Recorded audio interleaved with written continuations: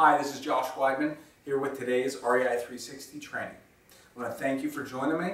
Today I want to talk about becoming a closer. Closing deals like a closer, and if you've ever spent any time in the sales arena, maybe maybe you're a salesman right now, or perhaps you were introduced to it when you first got out of school and did a little bit of selling, or maybe your only introduction to selling is somebody coming to your house and trying to sell you some windows or siding or whatever. Well, the art of selling is really part of life. I mean, it's something that if you are involved in any kind of business, it's really negotiating. That's what the whole thing boils down to. And when you're negotiating with a seller in a real estate deal, there's a lot of similarities between closing a sale. In this case, you're closing a sale, but you're the buyer instead of the seller. I'd like today to go over some basics that you're probably not going to become an expert at closing. If you were, there's closers and salespeople are some of the most highly paid individuals in the world for their talent and their expertise. But what they do is something that can be learned.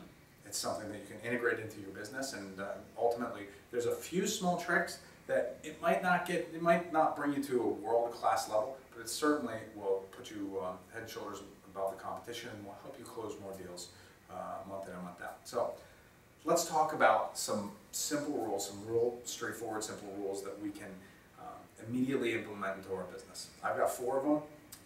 I think you should implement all of them, but I'll make some highlights as we go along here. All right?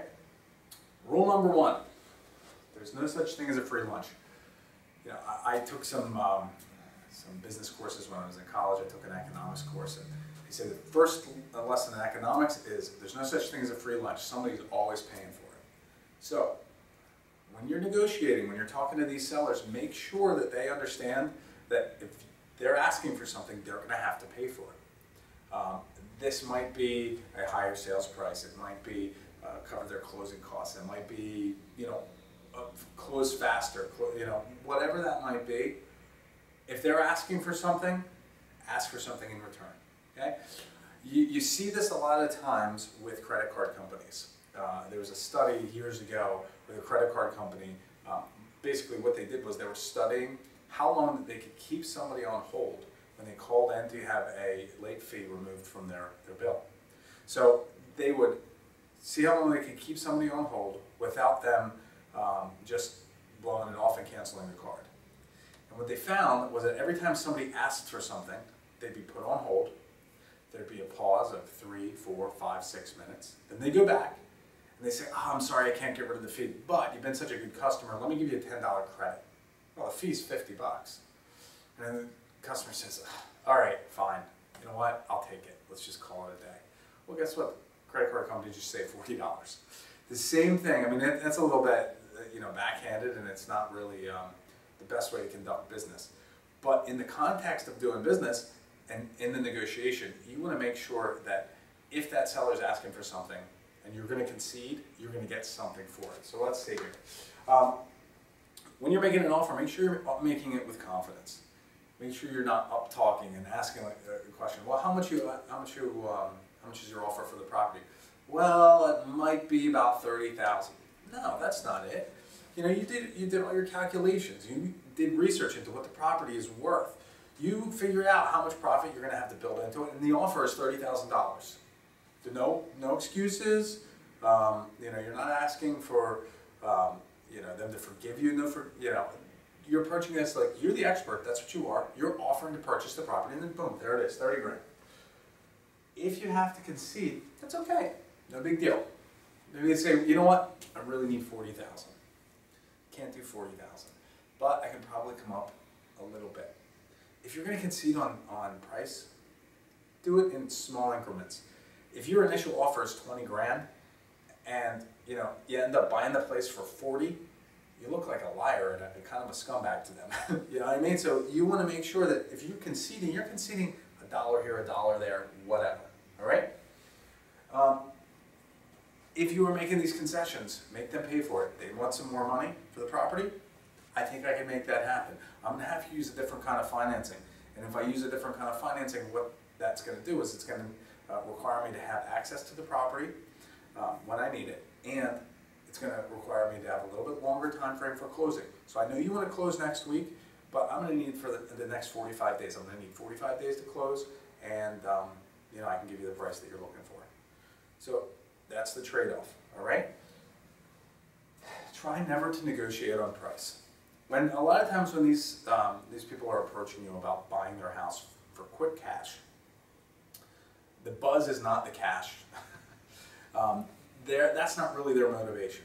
More times than not, they're approaching you because they don't have anywhere else to go, or because you're able to offer them a solution to a problem, or because they want something that you can give them more than they want the cash that they could get if they went to a retail source. All right? So what you're doing is you're approaching them with a solution to their problem. Try not to negotiate on price. This makes it really important when you initially do the over-the-phone interview and interview them on what they're looking for on the property and why.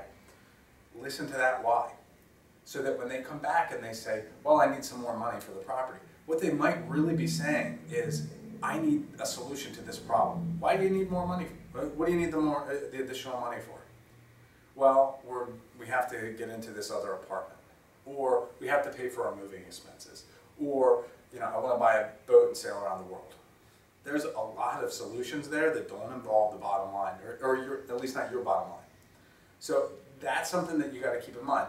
If you're going to concede on, hey, I'll tell you what, my uncle actually owns a boat dealership. I'll bet you I can get you the best price in town on a boat. If I can get you a good deal on a boat, wouldn't that be better than me giving you an extra $2,000 bucks? I can get you a heck of a lot better deal than saving that $2,000. This is the kind of thing that you want to do. One time I bought a house from a woman who she just didn't have a dollar. She didn't have any money. I helped her move, found her a place to live. I negotiated with the new landlord so that we were able to pay a year's worth of rent up front from the funds at closing. She was able to take a price that was $30,000 less than she was asking for the property. I was able to get the property where I needed it, and she was able to get a solution to her problems. All right. So when you're negotiating, no such thing as free lunch. We're trading. If they want more money, this is what it's going to cost them. If they want to close more quickly, this is what it's going to cost them. It goes hand in hand. Keep that in mind. Don't give it away for free. All right. The second rule to negotiating like a closer is going to be pitch for a yes or a no. There are all different types of sales training. The one that I learned that was best for me, and especially if you are not a seasoned salesperson, will be best for you for sure, is going to be to change your goal walking into this property. When you're going in to meet a seller, your goal should not be, I got to get this under contract. I have to force them to sign the paperwork. No. This is a dance. This is a give and take. This is a mutually beneficial relationship that you're getting into. And if you scam them, or if you confuse them, or force them, or convince them to sign that paperwork, it's going to fall apart. This is a multi-week deal. Sometimes you're talking about a month, 2 months, 3 months before we actually get to the settlement table. So you want to make sure that they're happy and you're happy. All right? So with that in mind, you want to change your goal. Your goal is not to get a yes, it's to get a yes or a no. The biggest killer in sales is not being able to get a yes or no, but a maybe. Well, let us think about it. We'll get back to you. We'll let you know. No, they won't. I'm sure you've used that exact same deferred no, many times. And you know what? People don't even realize they're doing it. It's their gut reaction. When people say we'll get back to you, don't let them sit there. I'm going to talk today a little bit about how to do that. When you're building up to this, making a decision, I do it in 3 steps. First, I'm going to change the goal. That's going into this. But then I'm going to build up pressure and release and back them into a commitment. Let's talk about what I'm talking about here. All right, so this sales pitch, this presentation, okay?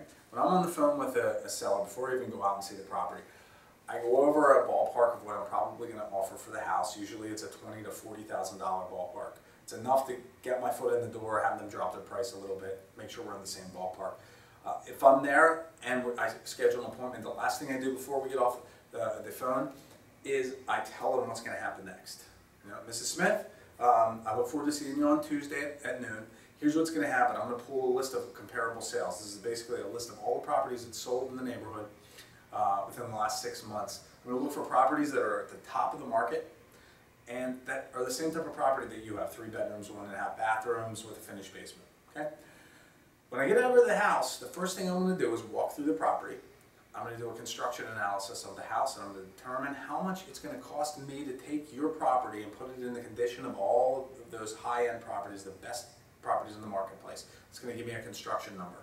Based on those 2 numbers, I'm going to work up an exact offer price. I gave you a ballpark today, but I'm going to give you an exact number, hard number, where I'm going to be able to offer you for the property. Then, you know, I'd like to talk to you a little bit about my company and, you know, see if we're a match. Okay? From there, if we can come to an agreement, we'll pull out some paperwork, go through the paperwork, and you know, then I turn it over to the title company. We'll close in as quickly as 10 days. It might be as long as 45, but we'll take it from there. Does that sound good? Sounds great. Okay, then I'll see you on Tuesday at noon. So there's my pitch. That's what I'm going to be doing. Here's the deal. When you're meeting with a seller, you want to relieve some of the pressure when you walk in and get on some common ground, make them like you. But at the end of the day, there's some anxiety there.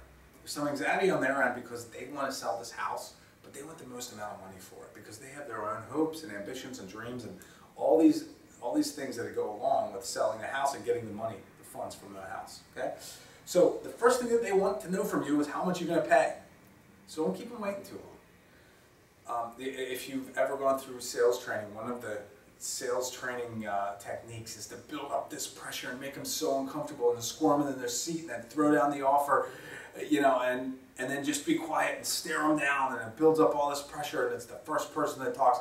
Listen, high pressure sales are effective for a one call close.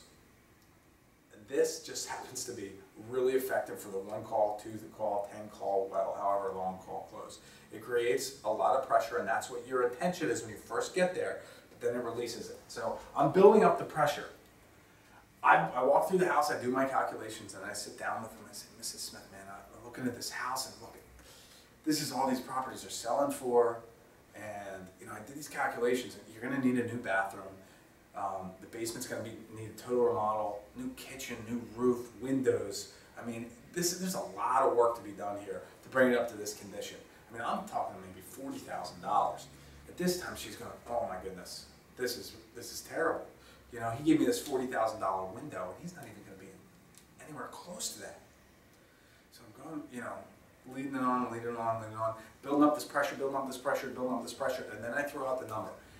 Now, this is the number that I throw out that if she says yes, we're making a ton of money.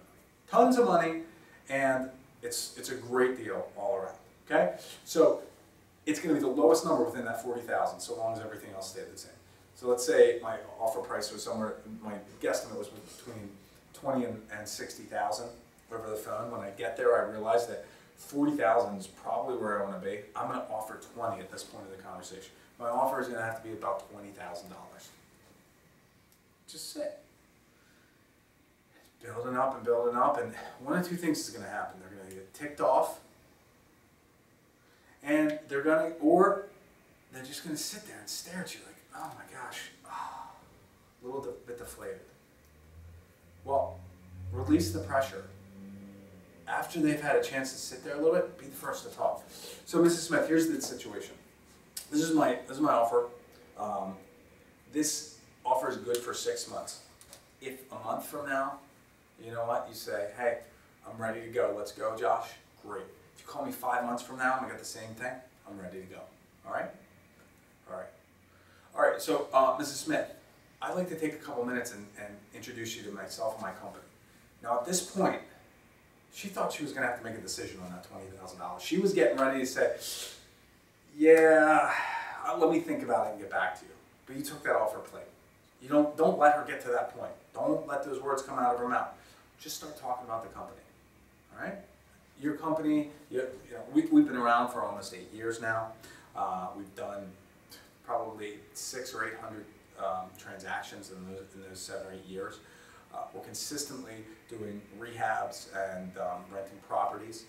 And we've got funding from a couple different sources. It allows us to be able to purchase, rehab, and place back on the market or rent out anywhere from 6 to 8 properties every single month. We're really, really strong financially, and I'll tell you what, there's only one property that we've contracted this year that we haven't closed on. And you're going to go on and on. Tell her facts about you, about your company, and let this go on for 10 or 15 minutes. Let her get comfortable, and as you go through the presentation, you're going to constantly want to be saying things like, doesn't that sound like the kind of company you want to be involved with?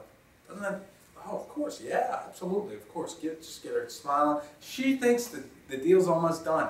Then you get to the end, and you say, this is how I close this section. Mrs. Smith, listen, if price wasn't an option, if I could hand you your asking price, do I seem like the kind of guy that you want to do business with, the kind of company you want to do business with? Of course she can say, absolutely. Even if she doesn't like you, she's going to say absolutely because she wants you to get out of the house. But you want to get that absolutely, okay?